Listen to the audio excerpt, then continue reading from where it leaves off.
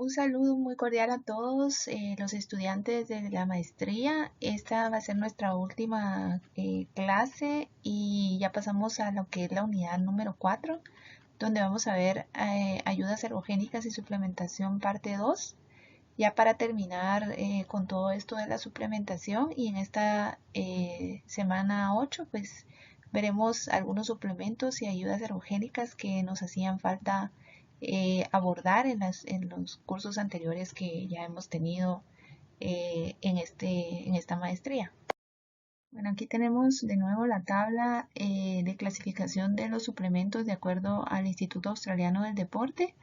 Y de los suplementos con evidencia A, los que vamos a ver son suplementos medicinales como son los probióticos, los reemplazo de electrolitos y las barras deportivas.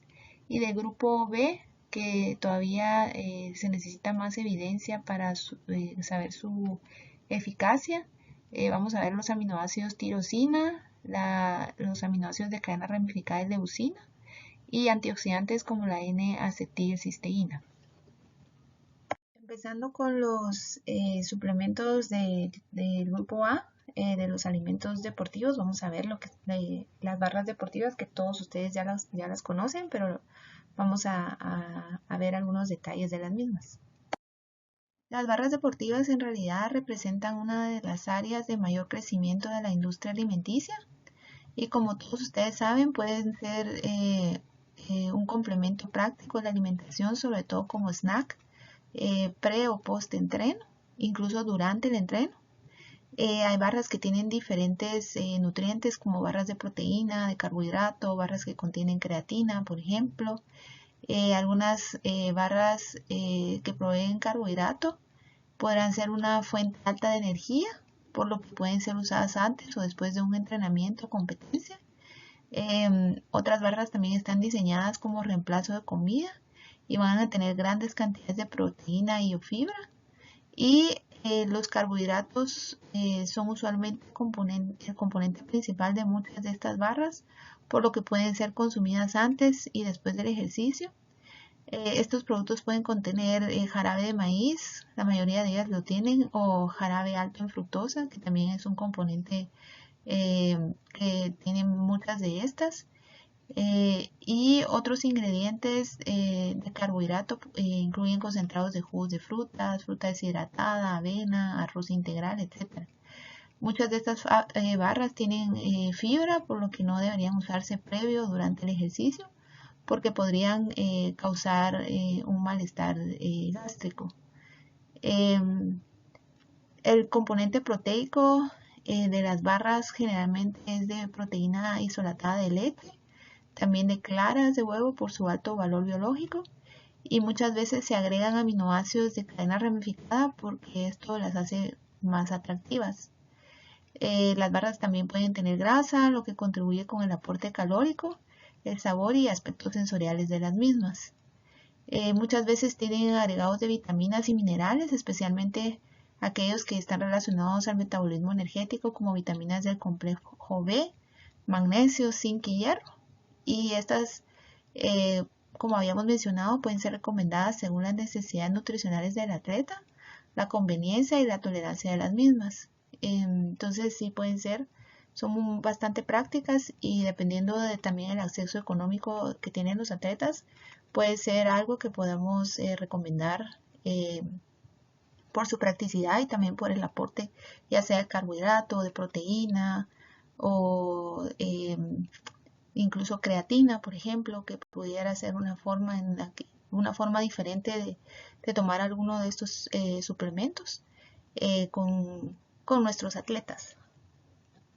Ahora, siguiendo en este mismo grupo, que es el grupo de alimentos deportivos, tenemos lo que son los reemplazos de electrolitos.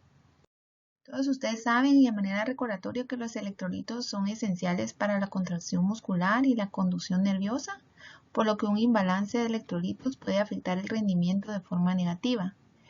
La pérdida de electrolitos en sudor incluye lo que es el sodio, cloro, potasio, calcio y magnesio. Y debido a la gran pérdida a través del sudor, las pérdidas de sodio, si ven en esta gráfica, son las que más preocupan porque van de un rango de 230 hasta 2.277 miligramos por litro, que eso equivale a 10 a 99 miliequivalentes por litro. Esto es seguido del cloro, que se pierde junto con el sodio. Y todos ustedes saben también que el sodio tiene una influencia en la regulación de fluidos, ayudando al cuerpo a retener más líquidos, es decir, que menos fluidos van a ser perdidos en la orina. Y entre más pérdida de sodio haya, mayor será el riesgo de calambres musculares. Entonces, los atletas que se ejercitan intensamente o por varias horas y se hidratan excesivamente con únicamente agua o con bebidas que no tengan sodio, esto podría causar que la sangre se diluya y esto puede incrementar el riesgo de calambres y desarrollar hiponatremia. Entonces, para evitar esto, la ingesta de líquidos no debe exceder las pérdidas por sudor y los atletas deben consumir sodio ya sea a través de alimentos o a través de bebidas. El potasio sanguíneo también se pierde, pero este es bastante bien regulado y lo que se pierde por sudor son pequeñas cantidades. Por lo que realmente no se debe proveer grandes cantidades de potasio porque esto podría ser un poco peligroso. Si se dan cuenta, también hay pérdidas de calcio en el sudor, pero son muy pequeñas. Y algo que tiene el cuerpo es que cuando los niveles de calcio en la sangre bajan, el cuerpo puede sacar calcio de los huesos para mantener los valores normales. Y también hay pérdidas de magnesio, aunque las pérdidas de magnesio en el sudor y la orina durante el ejercicio existen. Este es redistribuido en el cuerpo para acomodar las necesidades metabólicas. Si se dan cuenta, las pérdidas por sudor son tan pequeñas como 10 miligramos por litro. Y comparando con las necesidades de magnesio al día, que van de 240 a 420 miligramos por día, desde niños de 9 años hasta más, entonces esto es bastante insignificante. Entonces, basado en las pérdidas que se obtienen de electrolitos en el sudor, así deberían de ser la composición de los reemplazos de electrolitos que podamos escoger para nuestros atletas. Entonces aquí realmente nos vamos a basar, la recomendación de electrolitos va ligada a la recomendación de líquidos alrededor del entreno. Tenemos una recomendación de electrolitos durante el entreno que se puede también extrapolar al después del ejercicio cuando no se ha reemplazado adecuadamente los líquidos durante el entreno. Y básicamente tenemos que fijarnos en la recomendación que tenemos, que es de sodio y de potasio.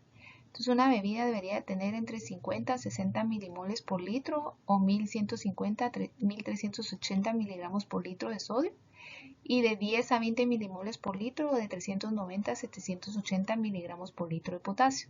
Entonces, basado en esto, entonces nosotros ya podemos decidir qué producto de reemplazo de electrolitos, si es que ese es el producto que vamos a utilizar, para poderlo recomendar a nuestros atletas. Aquí hay una tablita que fue elaborada por un estudiante de nutrición con nosotros ahí en el Comité Olímpico. Aquí, si se dan cuenta, están todos los productos de reemplazo de electrolitos que aquí en Guatemala pues básicamente se tienen en tabletas, pero también podemos encontrarlos en sobres o algunos solo son reemplazo de sodio, por ejemplo. En este caso, pues los dos primeros son de la casa NUN y estos también tienen el respaldo de Informed Choice. Y si se dan cuenta, una tableta de este NUN debe disolverse en 500 mililitros de agua. Entonces, si nos recordamos un poquito de la recomendación de sodio, era que tenía que tener al menos 1150 miligramos de sodio por litro. Y en este caso, si se tomaran estas tabletas de NUN, tendría alrededor de 700 y algo de miligramos de sodio. Y si vemos de potasio, pues con el potasio también se quedaría un poquito corto, porque tendríamos 200 y el mínimo de la recomendación son 390 miligramos por litro. De ahí podemos ver que las tabletas de CIS Estas tienen un casi parecido, pero también tienen calcio, tienen magnesio y algunas tienen algunas vitaminas, ¿verdad?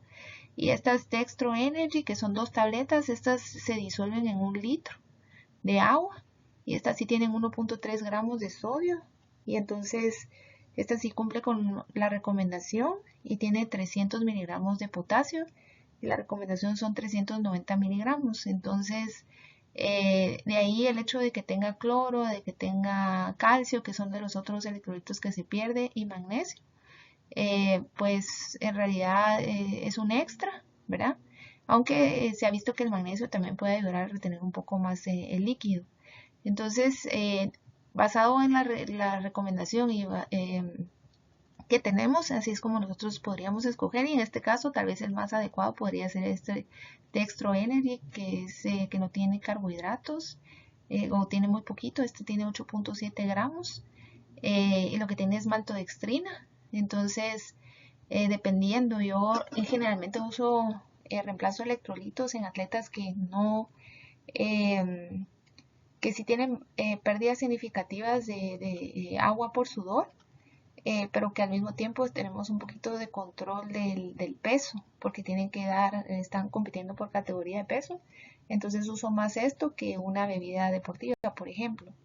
Entonces ahí va a ser, depende del criterio de cada uno de ustedes, la decisión de utilizar esto o una bebida deportiva. Ahora vamos a hablar de los probióticos para complementar un poco la información que ya se había dado cuando hablamos de nutrición y el sistema inmune. La suplementación con probióticos está trayendo la atención a la comunidad del deporte eh, porque se ha visto que promueve una adecuada salud. También esto ayuda entonces al entrenamiento y al rendimiento deportivo. Los probióticos, como todos ustedes saben, consisten en bacterias, especialmente bacterias del ácido láctico, y pueden ser vendidas en cápsulas, polvos o en productos lácteos como leche fermentada y yogur. Los probióticos exhiben diferentes especies de cepas para su habilidad de colonizar el tracto gastrointestinal eh, y van a diferir en la eficacia clínica y el tipo y la magnitud de los beneficios para la salud en un amplio rango de cortes que se han estudiado en poblaciones. Debido al pequeño número de estudios que se han examinado del efecto de la suplementación con probióticos en atletas y otras actividades deportivas, es un poco prematuro establecer una guía clínica y práctica en esta población. Y estas investigaciones de los efectos en atletas se ha quedado rezagado y atrás comparado con los estudios en animales en varias investigaciones de condiciones clínicas. Y entonces para sobreponer los pocos estudios, los científicos y profesionales que trabajamos con atletas, necesitamos traducir y aplicar los resultados de los selectos estudios en situaciones parecidas. Y las áreas que se han investigado incluyen inmunología, como habíamos hablado, inmunología clínica y nutricional, medicina deportiva y fisiología del ejercicio deportivo. El principal interés de la suplementación con probióticos ha sido tradicionalmente alrededor del promover la salud del intestino, y los atletas deben tener una prioridad en mantener un adecuado estado de salud para mantener su rendimiento deportivo, por lo que el uso de los probióticos puede ser una estrategia eficaz para este propósito. Entonces, ¿cuál es el efecto de los probióticos y la modulación inmune? Todos sabemos que la capa mucosa del tracto gastrointestinal representa la primera línea de defensa contra patógenos invasores y una interfaz importante del sistema inmune del huésped. Un elemento clave en la respuesta inmune es la capacidad de diferenciar entre patógenos y no patógenos, que serían los microbios comensales del tracto gastrointestinal, que serían las bacterias buenas, por ejemplo. Uno de los múltiples mecanismos de acción potenciales de los probióticos sería una interacción directa con la microbiota intestinal, promoción de la integridad de la mucosa de la pared intestinal, interacción con el sistema inmune mucoso y señal inmune a varios órganos y sistemas, incluyendo el hígado, cerebro y el tracto respiratorio. Entonces, ¿cuál es el mecanismo de acción que se ha postulado de los probióticos para mejorar la función del sistema inmune en el tracto gastrointestinal y respiratorio? Aquí tenemos el mecanismo propuesto y la referencia de dónde se obtuvo. Uno es que mejora la función de la barrera epitelial celular, otro es que modifica la secreción de macrófagos y linfocitos, tiene efectos antibacteriales de colonización, hay una regulación de péptidos antimicrobianos y producción de enzimas y compuestos antioxidantes. También tiene una inducción reguladora de las células T y aumenta la comunidad entre el sistema inmune y la microbiota comensal. Hay un involucramiento de las cadenas cortas de ácidos grasos en la homeostasis de las células TREG. Estas células TREG son células reguladoras T especializadas en la subpoblación de las células T, las cuales actúan en suprimir la respuesta del sistema inmune. Esto lo que hace es que mantiene la tolerancia y la homeostasis y hace que previene la autoinmunidad, por ejemplo. Aquí vamos a ver dos tablitas en esta diapositiva y en la siguiente para que ustedes tengan los estudios que se han realizado con atletas, el diseño del estudio que se ha utilizado, el protocolo de suplementación, donde van a ver una variedad de diferentes cepas de probióticos y diferentes dosis de probióticos que se han utilizado y los resultados más importantes que se han obtenido. Hay una gran variedad de resultados, en algunos no se han encontrado resultados significativos, pero sí han habido cambios en marcadores del sistema inmune que se estaban estudiando. En realidad, todos estos estudios de probióticos con atletas pueden dividirse en dos categorías, que pueden ser comentarios generales y revisiones de literatura, o estudios experimentales aleatorizados controlados. Y aquí, continuando con este resumen, este resumen realmente es un resumen de estos estudios experimentales aleatorizados. Las especies más estudiadas en atletas, según estos estudios, fueron Lactobacillus casei, L. fermentum, L. acidophilus y L. rhamnosus. Y el objetivo general de todos estos estudios fue determinar el efecto de los probióticos en mediciones clínicas de enfermedad y función inmune. Y algunos estudios fueron a corto plazo, típicamente 4 semanas de duración, y examinaron los efectos fisiológicos de la suplementación de probióticos, cambios en la microflora del intestino y la función inmune. Y tomando todos estos estudios hechos en atletas, sí nos provee una evidencia modesta de que los probióticos pueden proveer algunos beneficios clínicos en atletas y otros individuos altamente activos. De todos estos estudios mostrados, 10 de los 13 estudios reportaron cambios beneficiosos en marcadores de inmunidad e inflamación. Ahora, hablando de la dosis de los probióticos, es importante recordar que algunos productos de probióticos también pueden aportar calorías y carbohidratos y por lo tanto podrían formar parte del plan nutricional del atleta. Y también tenemos que estar pendientes de recomendar casas que tengan respaldo. La suplementación con probióticos debería empezarse 14 días antes de un viaje o un campamento o competencia para que haya un tiempo adecuado de colonización de las especies de bacterias en el intestino. Y la forma de suplementación que se ha visto en los estudios es de las cepas más estudiadas, la L. rhamnosus, que sería 4 por 10 a la 10 unidades de colonias formadoras por día.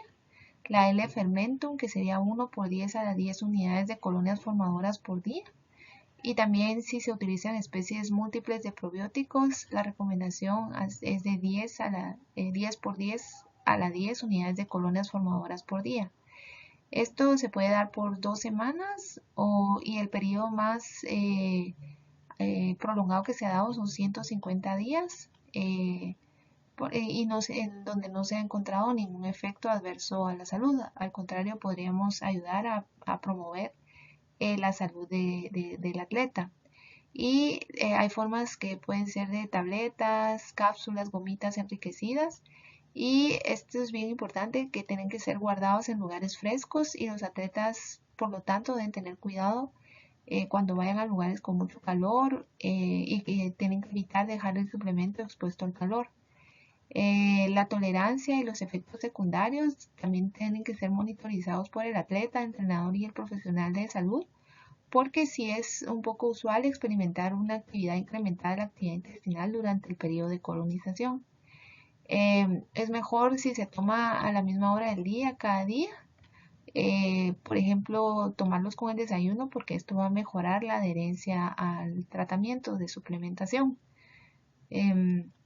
Entonces, básicamente para ver la dosis también tenemos que revisar los productos y ver más o menos que tengan estas cantidades. Si tenemos diferentes especies de probióticos, lo más común es ver que por lo menos tenga 10 a la 10 unidades de colonias formadoras por día. Ahora vamos a pasar al suplemento de aminoácidos de cadena ramificada y leucina. A manera de recordatorio, sabemos que los aminoácidos de cadena ramificada son 3 de los aminoácidos esenciales: valina, leucina e isoleucina, y el nombre lo reciben por la ramificación de la cadena de las moléculas de aminoácidos, como están aquí en el cuadrito que tenemos en el lado izquierdo, y son considerados los principales desencadenantes de la síntesis de proteínas, sobre todo la leucina. Primero vamos a ver el efecto que tienen los aminoácidos de cadena ramificada en la síntesis de proteína. Aquí en la primera grafiquita vemos los resultados que se obtuvieron cuando se proporcionaba aminoácidos completos y glucosa, aminoácidos completos sin los aminoácidos de cadena ramificada y glucosa, y solo los aminoácidos ramificados y la glucosa. Y lo que pasó es que los aminoácidos que eran completos pero sin los aminoácidos de cadena ramificada más la glucosa no produjeron una síntesis de proteína estadísticamente significativa. Pero los aminoácidos completos de la glucosa y los aminoácidos de cadena ramificada de la glucosa sí promovieron lo que era la síntesis de proteína de una forma estadísticamente significativa. Y ya cuando se desglosa aún más para ver el efecto que tiene realmente la leucina sobre la síntesis de proteína, aquí vemos que si se dan los aminoácidos de cadena ramificada más la glucosa, y si se da igual la leucina con la glucosa, se ve una síntesis de proteína estadísticamente significativa. Pero si solo se dan los otros aminoácidos de cadena ramificada, que son la valina y la isoleucina, no se logra el mismo efecto. Entonces con esto se comprueba que la leucina realmente es el que estimula la síntesis de proteína, como ya lo habíamos hablado anteriormente. Y eso lo hace, el mecanismo de acción es a través de la vía del mTOR, que también ya lo habíamos platicado anteriormente. Y el hecho de que lo hayan proporcionado con glucosa es porque es necesaria la insulina, porque la insulina, cuando se da glucosa, pues se incrementan los niveles de insulina, y la insulina aumenta la sensibilidad de los tejidos y para que haya una mejor respuesta de la síntesis de proteína. Entonces, además de estimular la síntesis de proteína, los beneficios potenciales de los aminoácidos de cadena ramificada podrían ser, por ejemplo, para facilitar la recuperación de un ejercicio intenso. Y esto, por ejemplo, se estudió en esta investigación con 12 jugadores universitarios de rugby y atletas de fútbol americano, donde se mostraron mejoras en marcadores de daño muscular y la percepción del dolor luego de un entrenamiento intenso con suplementación con aminoácidos de cadena ramificada. Los participantes hicieron un entrenamiento específico de pesas que se hizo por lo menos 2 veces a la semana durante un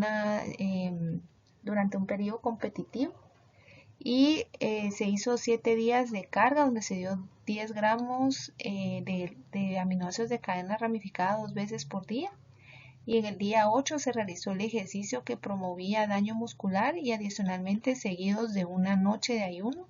Los participantes ingirieron 20 gramos una hora pre-ejercicio y 20 gramos inmediatamente después del ejercicio, estos aminoácidos de cadena ramificada.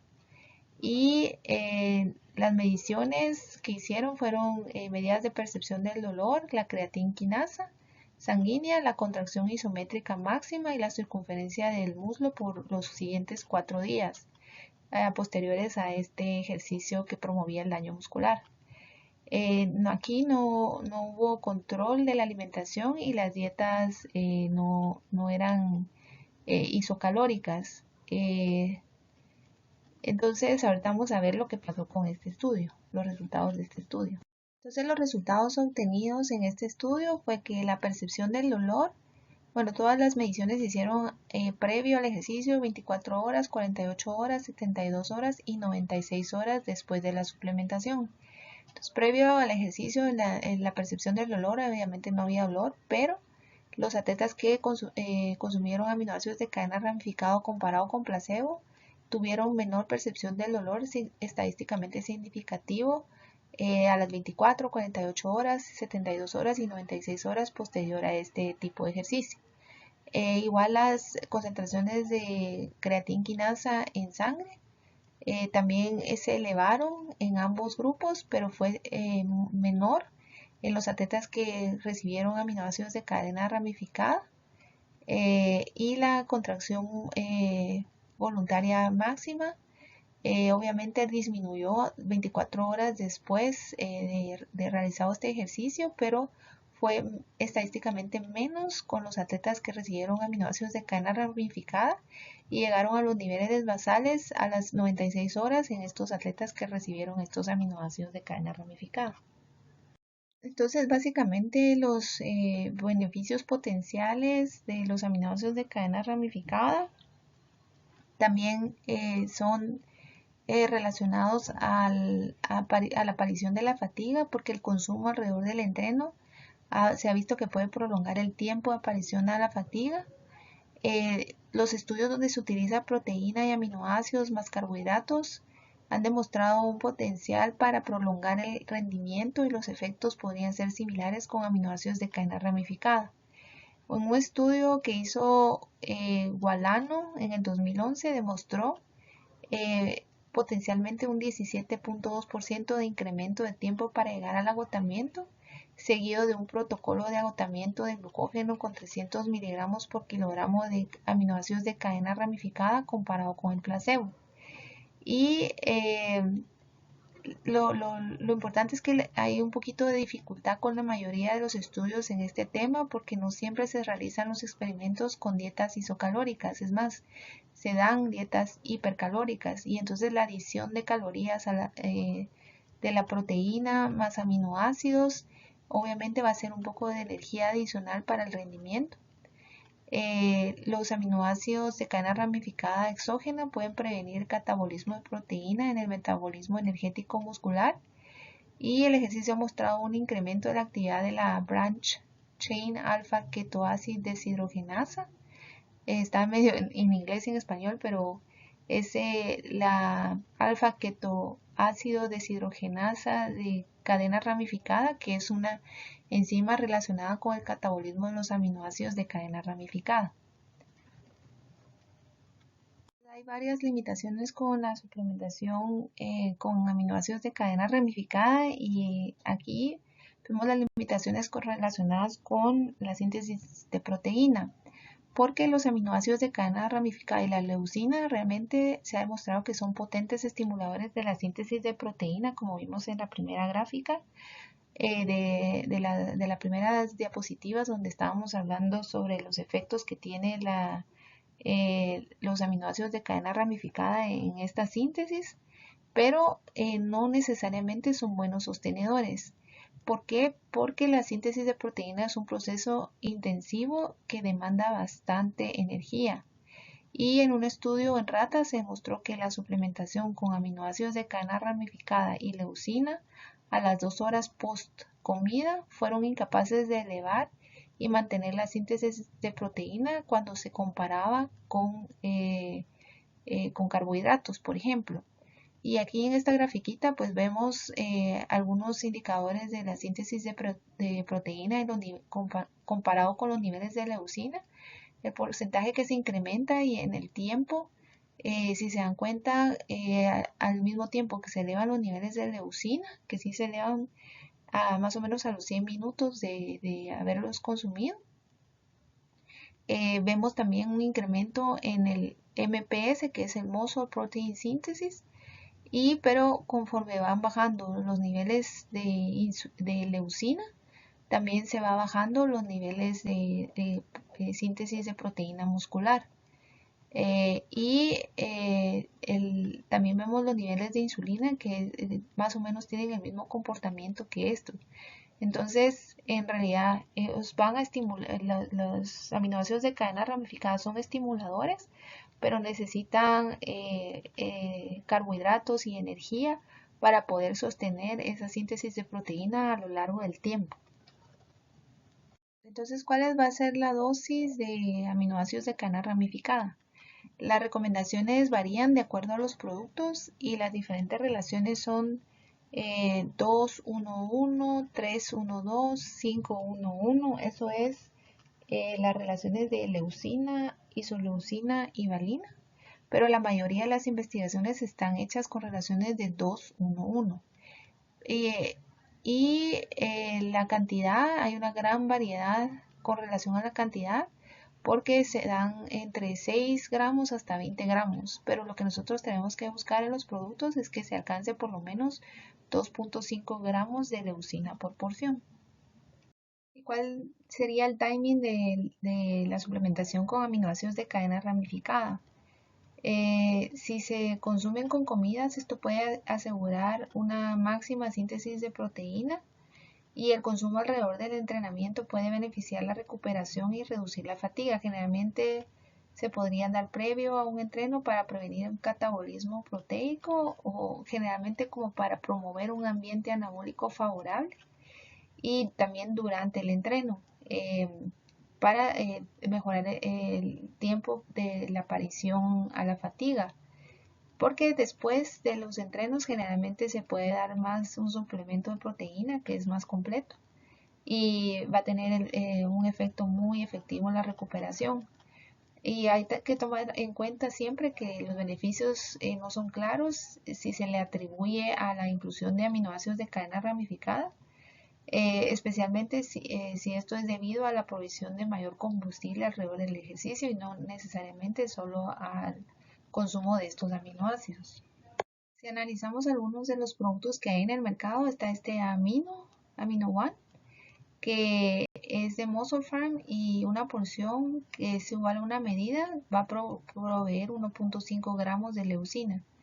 Este no tiene carbohidratos y la relación es de 3-1-2. Entonces habrían que dar dos medidas para llegar a la cantidad de leucina que se necesita. El AminoFuel, que es de TwinLab, una porción que son 3 cucharadas, tiene 774 miligramos de leucina y también tiene 11 gramos de carbohidrato. Entonces aquí sí se queda muy atrás de la cantidad de leucina que se necesita. Y el Extend, que es una porción, es una medida y es igual a, ese sí proporciona 3 gramos de leucina, pero no tiene carbohidratos y la relación es 2-1-1. Entonces los que no tienen carbohidratos, pues habría que complementarlo con algo que tenga un alimento, una fruta o algo que tenga carbohidrato para mejorar y promover realmente la síntesis de proteína, proveer un poco de más calorías para que el sostenimiento de la síntesis de proteína sea más prolongado, por lo que eso también tenemos que tomarlo en consideración. Ahora vamos a hablar de otro aminoácido que es la tirosina. Entonces la tirosina es un aminoácido protogénico, quiere decir que a partir de él se puede sintetizar proteína y es condicionalmente esencial. Es derivado de la fenilalanina vía fenilalanina hidroxilasa y va a ser encontrado mayormente en productos animales con alto contenido de proteína. Más o menos 3 onzas de carne magra producen 1000 miligramos de tirosina. Entonces, como vemos en esta gráfica, el mecanismo de acción que tiene la tirosina es la habilidad de formar catecolaminas como dopamina, norepinefrina, noradrenalina y epinefrina, que es la adrenalina. Por lo tanto, esto va a hacer que se facilite la neurotransmisión y la actividad simpatética. Entonces, ¿cuáles son los beneficios de la tirosina? Entonces, en este estudio, para verlo, en este estudio se vieron los efectos de la tirosina y los carbohidratos en el rendimiento de endurance. Y aquí lo que se estudiaron fueron 9 hombres ciclistas que eran competitivos. Este diseño fue un diseño aleatorio controlado y fue cruzado de ensayos, y cada ensayo fue separado por una semana. Y ellos, lo que pasó es que recibieron diferentes tratamientos. eh, la forma como lo tomaron fueron 5 miligramos por kilogramo de líquidos, y lo que utilizaron fueron aspartame, que era el placebo, 70 gramos por litro de polidextrosa, 25 miligramos por kilogramo de L-tirosina y carbohidrato y tirosina. Perdón. Y entonces ellos lo que hicieron fueron hacer un test de cycling de 90 minutos al 70% del volumen máximo, seguido inmediatamente de un experimento contrarreloj equivalente al trabajo del 70% del volumen máximo por 30 minutos. Y entonces aquí están los tiempos en los que se hicieron las mediciones.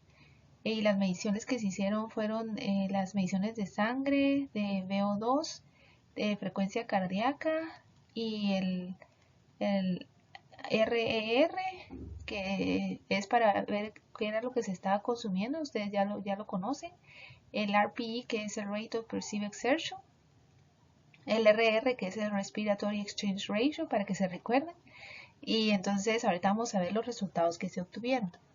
Aquí en los resultados se vio que ambos grupos que recibieron carbohidrato, es decir, los que recibieron carbohidrato y tirosina, tuvieron significativamente menor tiempo en la prueba de rendimiento comparado con el placebo y el grupo de tirosina solo. Aquí vemos carbohidrato y tirosina fueron 27 minutos y 26 minutos comparado con el placebo y tirosina solo, que fueron 34 y 32 segundos. Y en esta gráfica vemos cómo se elevan los niveles de tirosina en sangre en los dos grupos que recibieron tirosina comparado con los dos grupos que no lo recibieron. Continuando con los resultados, vemos que los dos grupos que recibieron carbohidrato tuvieron más altos volúmenes de oxígeno, de oxígeno y frecuencia cardíaca al final de las pruebas contrarreloj. Probablemente porque pudieron hacerlo a una mayor intensidad, que fue demostrado con los menores tiempos en el rendimiento. Después el volumen de oxígeno más alto, específicamente en el de carbohidrato y tirosina, en el grupo de carbohidrato y tirosina, durante el tiempo contrarreloj. No es tan claro el efecto como tal de la tirosina, ya que realmente hubo un incremento en la disponibilidad de sustrato, si comparamos el carbohidrato y la tirosina y el placebo. Y esto va a hacer que se puedan realizar los ejercicios a mayores intensidades. También ambos grupos que recibieron carbohidrato tuvieron mayor RR, que es el Respiratory Exchange Ratio, porque había una mayor disponibilidad de carbohidrato y también se hizo a mayor intensidad, por lo que se utilizaba mayor cantidad de carbohidrato.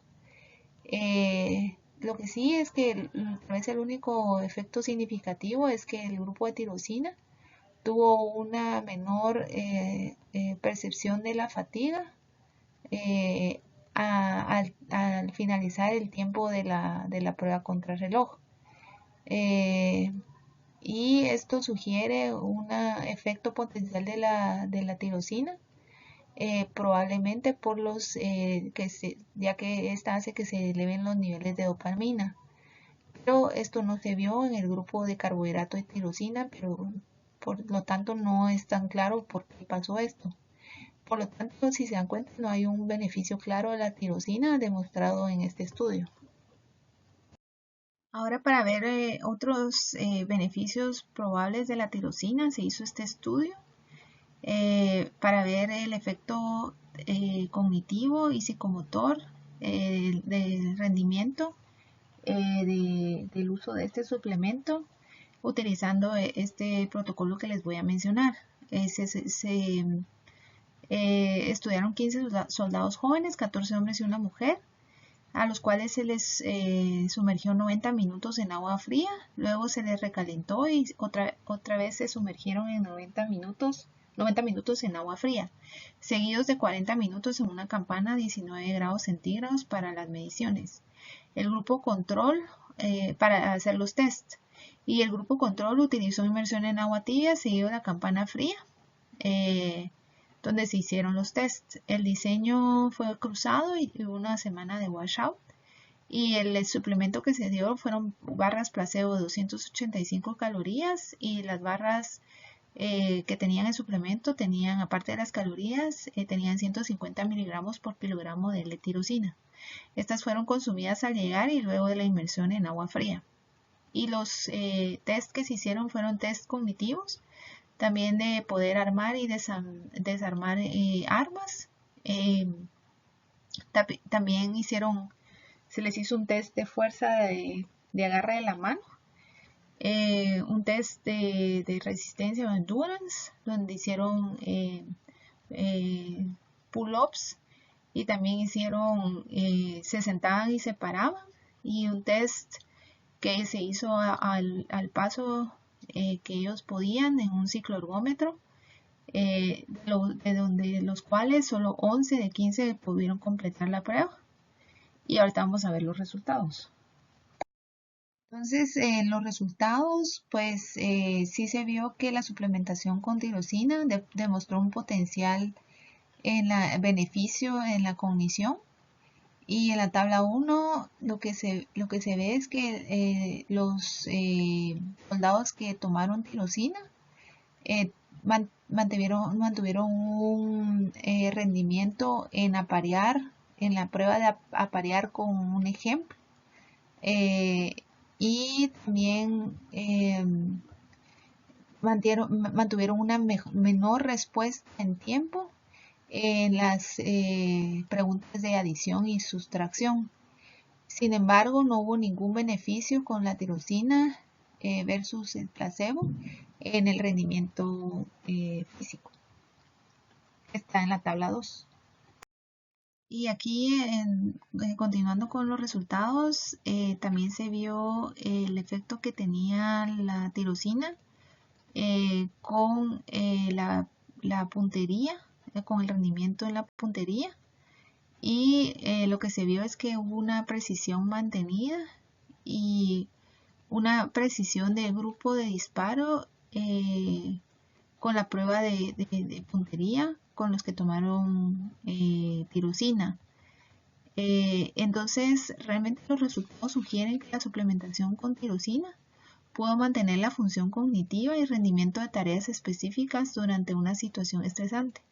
Y esto probablemente debido a la habilidad de la tirosina de reponer las catecolaminas. Y entonces ya este estudio es un poquito más reciente, y aquí era para ver, fue un metaanálisis que se hizo del efecto de la tirosina en el rendimiento ya tanto cognitivo como físico, con o sin estresores externos.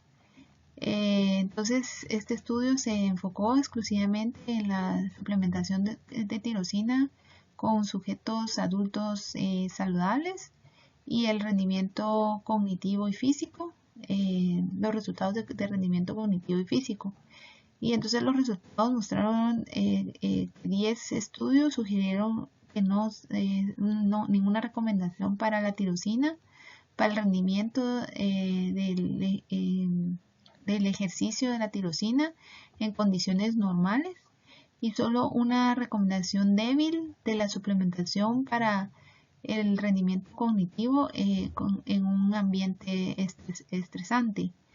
Se cree que la tirosina provee algunos pequeños beneficios cognitivos, manteniendo el rendimiento en respuesta a situaciones estresantes, como calor, frío, como el estudio que vimos, altitud, privación del sueño, pero muy poco o ningún efecto encontrado en el rendimiento físico. Y entonces, ¿cuál sería la dosis de la tirosina? En realidad no está claro la dosis para un beneficio, pero la mayoría de los beneficios en la literatura han sido con dosis de 100 a 150 miligramos por kilogramo de L-tirosina, que es alrededor de 7 a 10 gramos, y en la mayoría de las investigaciones es consumida de 30 a 60 minutos antes del ejercicio.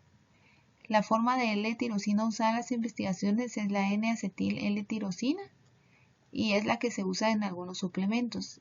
Y no se ha sabido hasta el momento de efectos secundarios con la suplementación y se cree que es probablemente a la poca investigación o que no se reporta.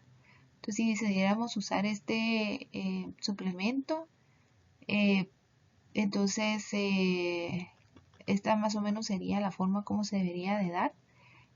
Pero sí aún faltan todavía algunos estudios al respecto para ver si en realidad es efectiva sobre todo para la cognición, porque los resultados en el rendimiento físico no se han visto efectos realmente significativos o ningún efecto.